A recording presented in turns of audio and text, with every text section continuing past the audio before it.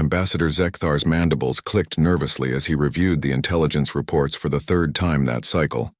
The holographic displays floating before him showed nothing but empty space where human battle fleets should have been. 6 months had passed since the Galactic Council's ultimatum to Earth, 3 months since their declaration of war, and 2 months since the humans had simply vanished. "Impossible," muttered General Vorthak, his crystalline exoskeleton gleaming under the command center's harsh lights. An entire species doesn't just disappear. Their homeworld is still there. Their colonies still emit heat signatures. Where are their ships? The question had haunted the Council's military commanders for weeks. When they had first issued their demands, complete subjugation, dismantling of human military forces, and tribute of half their resources, the humans had responded with characteristic defiance. Earth's representative had stood before the assembled council and declared that humanity would never bow to alien tyranny. The council had expected a conventional war. Humans were known for their innovative tactics and stubborn resistance, but they were still a young species with primitive technology compared to the combined might of 47 alien civilizations. The mathematical certainty of victory had been absolute. Then the humans had done something unprecedented in galactic warfare. They had made their entire fleet disappear. "Sir," called out Technician Melith from her sensor station, her tentacles dancing across the controls with practiced precision. "We're receiving another transmission from the Xerion battle group." Admiral Kethos materialized in the holographic communication array, his scaled face bearing the haunted expression that had become common among field commanders. "Council Command, we've lost another patrol squadron." Same as before, they simply stopped transmitting. "When our recovery teams arrived at their last known coordinates, we found nothing but debris." "Debris from what?" General Vorthak leaned forward, his patience wearing thin. "That's the problem, General.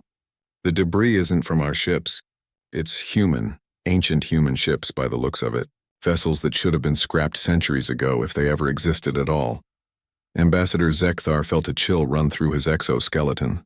The reports had been coming in with increasing frequency. Entire battle groups would encounter what appeared to be derelict human vessels.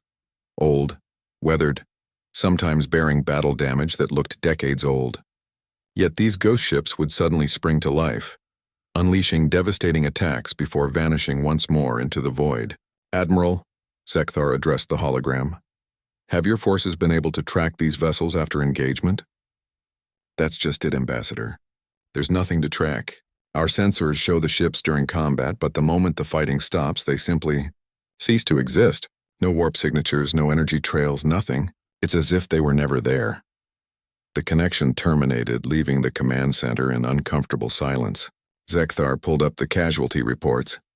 300 ships lost in the past month alone, with no confirmed human casualties in return.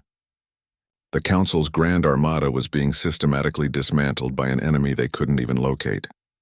"Perhaps," suggested Science Advisor Kilneth, her voice barely above a whisper, "we're not dealing with conventional warfare." "Explain," ordered General Vorthak.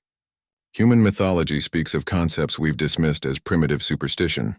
Ghosts, spirits, the dead rising to fight again. What if their stories weren't just fiction?" The General's laugh was harsh and brittle. "You're suggesting these are actual ghost ships? Vessels crewed by the spirits of dead humans? I'm suggesting that humans have found a way to make us believe that," Kilneth replied carefully. "Fear is a weapon, General. And right now our forces are terrified." She was right. Reports from the front lines spoke of crews refusing patrol duties, of seasoned warriors requesting transfers to rear positions. The very mention of human ghost fleets was enough to send panic through entire ship complements. Suddenly, proximity alarms blared throughout the command center. Emergency lights bathed the room in crimson as sensor technicians scrambled at their stations. "Contact!" shouted Melith. "Multiple vessels bearing 27 Mark IV. They're appearing out of nowhere." The main display activated, showing the space around their command station. Ships materialized from the void. Human ships, but wrong somehow. Their hulls bore the scars of ancient battles. Weapons that should have been obsolete centuries ago gleamed with deadly purpose, and running lights flickered like dying stars. The lead vessel, a massive dreadnought that looked like it had been pulled from a museum, opened a communication channel. The face that appeared was human, but pale and gaunt, with eyes that seemed to hold the weight of eternity. "I am Captain Sarah Chen of the UES Eternal Vigilance," the figure spoke, her voice carrying across space with unnatural clarity. "You have made a grave error in threatening humanity's children." General Vorthak found his voice. "This is impossible. Our intelligence shows you died 300 years ago." Captain Chen's smile was cold as the void itself. "Death is just another frontier to cross, General, and we've been waiting a very long time for invaders foolish enough to threaten Earth." The Ghost Fleet opened fire, weapons that defied known physics tearing through the Council's defensive formations like tissue paper. But it wasn't the destruction that broke the Council's resolve. It was the realization that they were fighting an enemy that had transcended the very concept of defeat. As escape pods fled the dying command station, Ambassador Zekthar transmitted the recall order to all Council forces. The war was over before it had truly begun. Later, when the survivors reached Council space, they would speak in hushed tones of humanity's ultimate weapon, the refusal to let death stop them from protecting their own. The ghost fleets had vanished as mysteriously as they appeared, but the message was clear. Humanity's enemies would find no rest even in death. The Galactic Council never again threatened Earth.